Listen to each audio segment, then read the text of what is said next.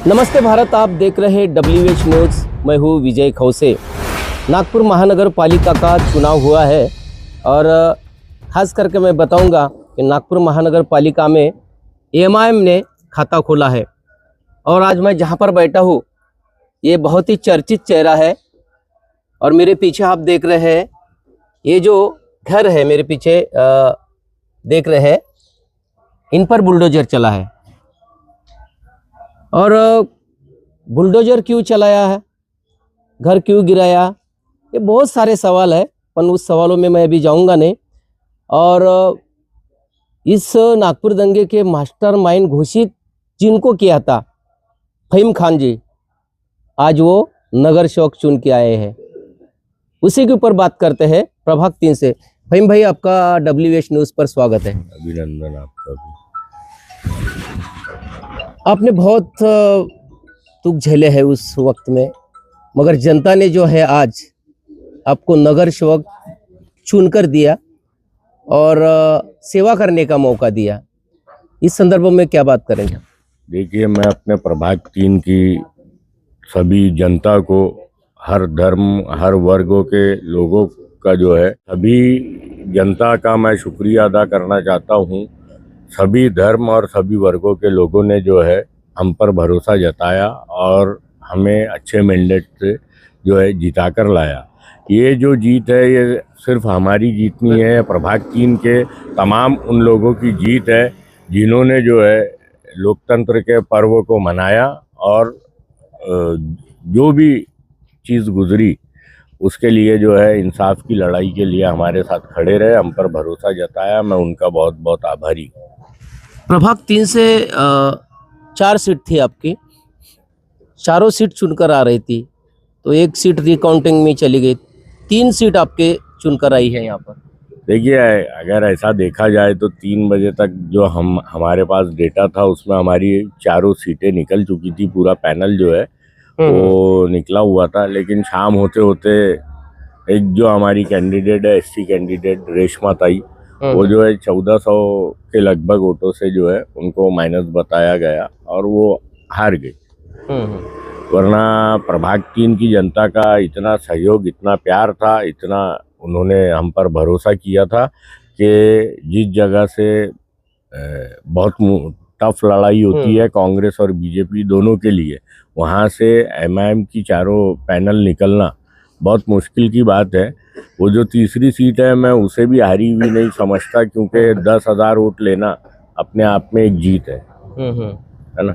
तो ये सारा जो चुनाव प्रचार जो आपने किया है, किस मुद्दे के ऊपर में किया है? कि ये मुद्दा सामने आया था कि फहीम खान जी का जो है घर पर बुलडोजर चल रहा है, फहीम खान निर्दोष था फिर भी जेल में डाला गया है, ये सारे मुद्दे सामने आए थे। देखिए, ये कोई मुद्दा ही नहीं था चुनावी, और आपने मेरी स्पीच और जो भी हमारी सभा के अंदर में प्रोग्राम देखे होंगे, उसके अंदर हमने कभी भी इस चीज़ को लेकर वोट नहीं मांगा। लेकिन जनता जानती है किसके साथ नाइंसाफ़ी हुई है, उसे कैसे इंसाफ दिलाना है, और जो दुख सहता है वही दूसरे के दुखों को समझ सकता है। ये एक नारा जो है ये प्रभाग 3 के अंदर में लगा और जनता ने दोबारा ऐसी सिचुएशन, ऐसे दुख किसी के ऊपर ना आए, और इसीलिए जो है हमको चुन कर दिया हुआ है। नहीं, अभी ये दंगों से टूटी सामाजिक एकता को अभी जोड़ना है, तो इसके लिए आपके पास में क्या रोड मैप है अभी? देखिए, इसके लिए मैं प्रभाग 3 में सिर्फ एक समाज ने ही वोट नहीं किया, हर समाज ने वोट किया, तभी जाके ये चमत्कार हो पाया है। और मैं अब मेरे लिए वो जिम्मेदारी जो है बहुत टफ है, क्योंकि जितना लोग आप पर जितना ज़्यादा भरोसा जताते हैं उतना ही ज़्यादा आपकी जिम्मेदारियां बढ़ जाती है। प्रभाग 3 की जनता ने जो मुझ पर भरोसा जताया, हमारे पैनल पे भरोसा जताया, मैं पहले भी बता चुका हूँ कि हम जनप्रतिनिधि है, धर्म प्रतिनिधि नहीं है। बिल्कुल, हमने जनप्रतिनिधि होने के जो कर्तव्य है उसको निभाने हैं। हमें इसमें जो है कहीं पे भी जातिवाद, भेदभाव, ये सारी चीज़ें नहीं करनी है। हम जो है काम करके दिखाएंगे, बेवजह के प्रॉमिसेस करके कोई मीनिंग नहीं है। हमारे जो मैनिफेस्टो के अंदर में मुद्दे थे वो ज़मीन से जुड़े हुए, क्योंकि मैं यहीं पैदा हुआ, यही मेरी जन्मभूमि है, मैं यहाँ के मामलात को जानता हूँ, यहाँ पे तकलीफ़ें क्या है उनको झेला हूँ, हम खुद भुक्तभोगी है। इसीलिए यहाँ की जनता को पता है कि भाई जो एक ज़माने से राजनीति जिनका बिजनेस हो चुका है उनको उन्होंने नकारा, लेकिन जो ग्राउंड पे काम करता है, जो भी दंगे के लिए जो मुझे मुख्य आरोपी बनाया गया, देखिए आज सबसे बड़ा जुल्म है, अगर आप हक की आवाज़ बुलंद करोगे, सच कहना चाहोगे, तो आपकी आवाज़ को दबाने के लिए तमाम चीज़ें होगी, आपके ऊपर मुकदमे दर्ज होंगे। मेरा पर्सनल, मैं आपको पहले भी बता चुका हूँ, आज 1.5 दर्जन से ज़्यादा मुझ पर केसेस लगे, लेकिन मेरा कभी भी किसी पर्सनल लेवल पे मेरा जाति एक भी केस नहीं है। ये केसेस जो है मुझ पर सिर्फ और सिर्फ लोगों की आवाज़ बुलंद, समाज के लिए, लोगों के लिए आवाज़ उठाने की बुनियाद पर ही लगे हैं। ये तो बाद में मामला सामने आया। मैं बोलता हूँ ना कि अगर आप कल से सच दिखाना शुरू कर दो, आप गोदी मीडिया का हिस्सा ना बने, आपके ऊपर भी मामले दर्ज हो जाएंगे। हम तो सच दिखाने का प्रयास ही करते हैं। बिल्कुल, आप ये मामले को डरते नहीं रहिए। मामले को जो नहीं डरता वही सच दिखाने की ताकत रखता है, और सच दिखाने के लिए और सच बोलने के लिए जो है ना, फिर जिगर की भी ज़रूरत होती है, क्योंकि उसके रिएक्शन आप मेरे पीछे देख सकते हो, ऐसे होते हैं। मैं फ़हीम भाई, आपके ऊपर में जो है नागपुर दंगे का मास्टरमाइंड का आरोप लगाया गया है, इसको कैसे खारिज करते हैं आप? देखिए, इसे मैं क्या खारिज करूं, जनता ने खारिज कर दिया। आज पूरे देश के अंदर में सवाल जो खड़ा हुआ था कि भाई ये मास्टरमाइंड है, ये इसके बांग्लादेश से कनेक्शन है, यहाँ से वहाँ से, पहला जो है जुडिशरी ने और पुलिस की सही इन्वेस्टिगेशन ने खारिज कर दिया था कि 4 महीने में मुझ पर जब इतने आरोप लगे तो लोगों ने तो सोच लिया था कि भाई ये सालों साल जेल में रहेगा। लेकिन पुलिस की प्रॉपर इन्वेस्टिगेशन, जुडिशरी और संविधान पर मुझे पूरा विश्वास है। तो इस संविधान के तहत मेरे साथ इंसाफ हुआ, मुझे 4 महीने में बेल मिल गई। बाकी लोग अपने जेल में है अभी? नहीं, कोई भी जेल में नहीं है। सब 3 महीना 3.5 महीना में निकल गए थे। 10-12 दिन मुझ पर, क्योंकि मुझ पर कुछ ज्यादा ही आरोप लगे थे, वो माननीय जज कोर्ट ने जो है मुझे बेल देकर आधे लोगों के मुंह ऐसे ही बंद कर दिया था। फिर बची कुची जो कसर थी वो जनता ने जिताकर निकाल दी। अब कहाँ से वो, ठीक है, मीडिया ने चला दिया मास्टरमाइंड बांग्लादेश कनेक्शन, तो उसका भी कुछ फायदा हुआ ही है अभी। देखिए, प्रचार कर दिया आपका। बिल्कुल बिल्कुल प्रचार किया ही है उन्होंने, जो नहीं जानता था वो भी जानने लगा। हाँ, ये इन्हें समझना चाहिए कि आप एक फ़हीम खान बनाओगे, आपके 10 कॉम्पिटिटर पैदा हो गए। आज आपने एक फ़हीम खान को प्रमोट किया, भले निगेटिविटी में प्रमोट किया, आज आपकी 3 सीटें खा गया फ़हीम खान ने। बिल्कुल। निश्चित रूप से एक बड़ा सवाल ये भी है कि ये जो हमारे पीछे ये देखते हैं, आपका मकान बहुत बड़ा मकान था, मकान मम्मी के नाम पर था, पर इसको तोड़ा गया है। अभी आप नगर शौक बने हैं, इसको बनाने के लिए आपका क्या प्रयास रहेगा? क्या तबलीग अभी भी जारी है, या राजनीति भी यहाँ पर खड़ी हो जाएंगी? देखिए, ये जो मकान तोड़ा गया, ये इलीगल वे में तोड़ा गया, क्योंकि आयुक्त ने जो माफ़ी मांगा और जो महाराष्ट्र के सेक्रेटरी है उन्होंने जो माफ़ीनामा कोर्ट में दर्ज किया, इससे समझ में आता है लोगों के कि भाई ये जाती हुई है, जुल्म हुआ है, ज़बरदस्ती हुआ है। ये कोई था नहीं, आप लोगों को पता होगा, छुट्टी के दिन आके ज़बरदस्ती नोटिस थमाना, 90 फीट बोलकर पूरे मकान को ढहा देना, ये कहाँ का इंसाफ है? और ना ही वो मेरे नाम पे था, वो मेरी मम्मी के नाम पे था मकान, लेकिन आपने ज़बरदस्ती जबरन उसको, और इतना एक्टिव हो गया डिपार्टमेंट हमारा, हम 50 एप्लीकेशन देते हैं कि भाई ये पानी बह रहा है, गटर बह रहा है, तो महीनों काम नहीं होते। उस दिन प्रशासन इतना एक्टिव था कि अनऑफिशियल टाइम पे, बिफोर टाइम में आके उन्होंने 10 बजे के पहले सारा बंटाधार कर चुका था। तो इतनी एक्टिवनेस अगर वो अपने जो उनकी जिम्मेदारी है उन कामों के लिए अगर दिखाए, तो प्रभाग के अंदर में ये समस्या ही नहीं बचेगी। लेकिन जो कुछ हुआ वो गलत हुआ। कोर्ट के अंदर में जो है मामला लंबित है, हालांकि वो ऑर्डर पे लगा हुआ है। ऑर्डर पे लगा हुआ है, पता नहीं किस वजह से वो ऑर्डर को इतना पेंडिंग करके रखा है, शायद इलेक्शन के वजह से कि भाई फैसला तो इसके हक में देना है, कहीं इसका लोगों के सामने में और सारी चीजें ना हो जाए।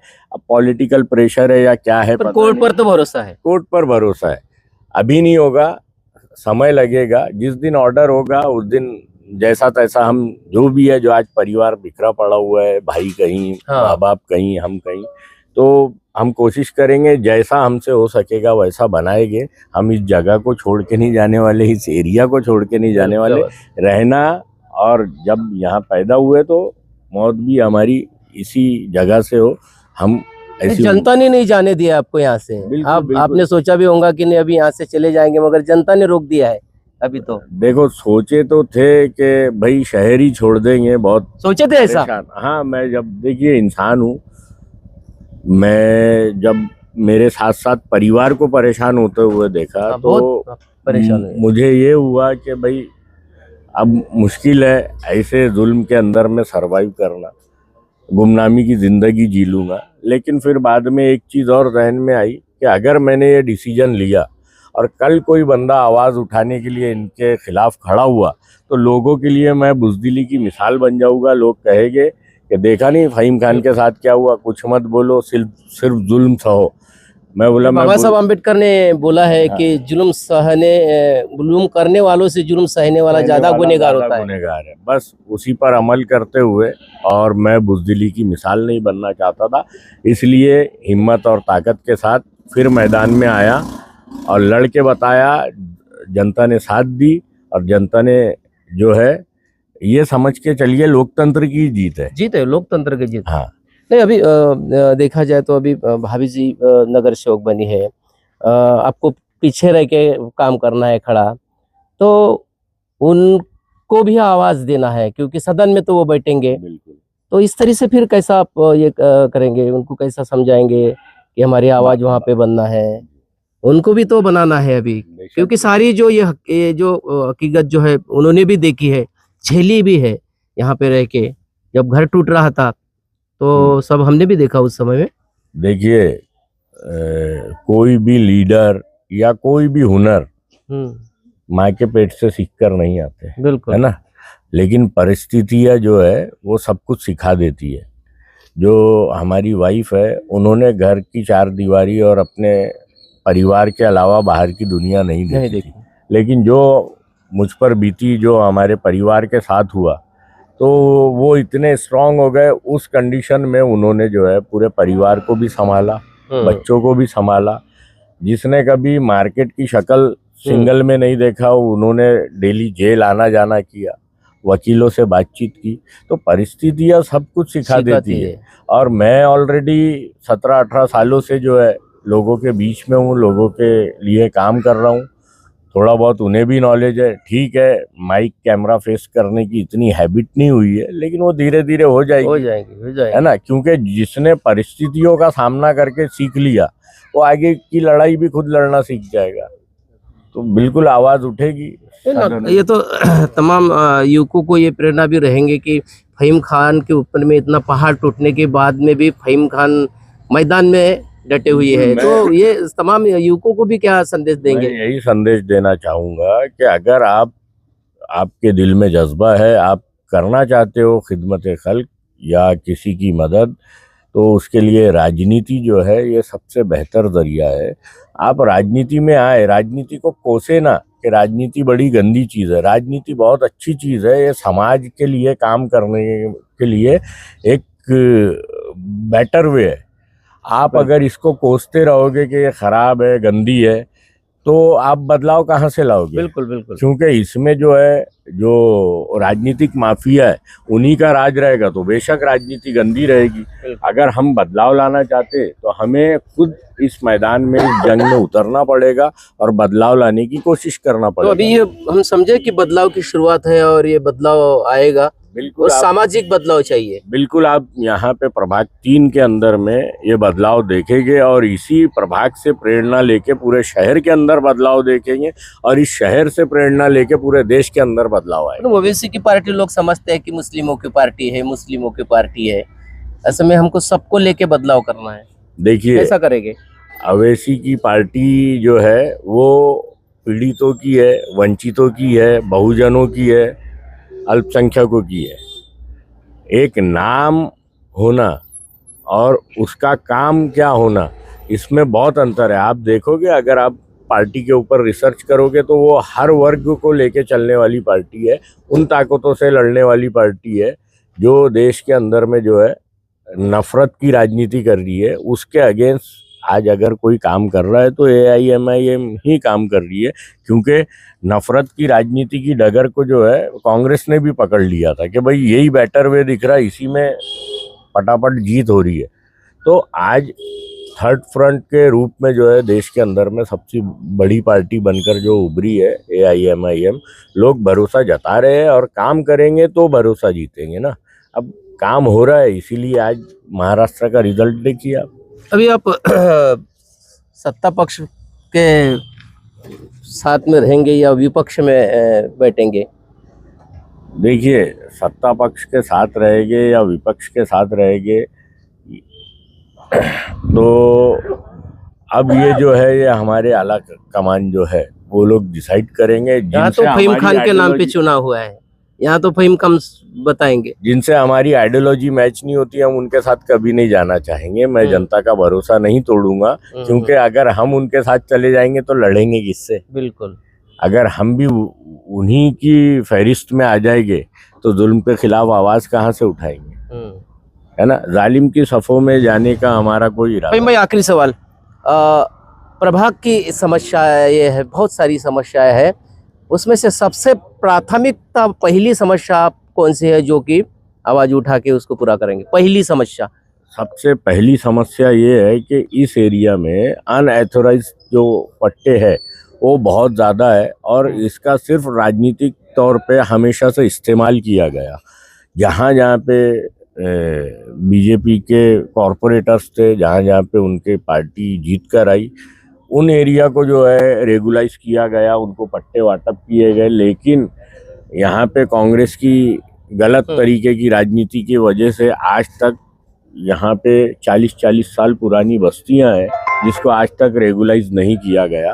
प्राथमिकता से हम उस मुद्दे को उठाएंगे। सेकेंडरी यहाँ पे एजुकेशन का जो रेशो है ये बहुत बड़ी समस्या है। एजुकेशन अगर बेटर होता है तो सोसाइटी के अंदर में चेंज आना शुरू हो जाता है। आप रोड गटर नाली से बेहतर है कि आप अपनी जनरेशन को स्ट्रांग बनाओ, शिक्षा दो। हाँ, शिक्षा दो, वो शिक्षित हो गए, आपकी आधी समस्या वैसी सॉल्व हो जाएगी। तो हम शिक्षा के ऊपर में बहुत जोरों शोरों से काम करेंगे।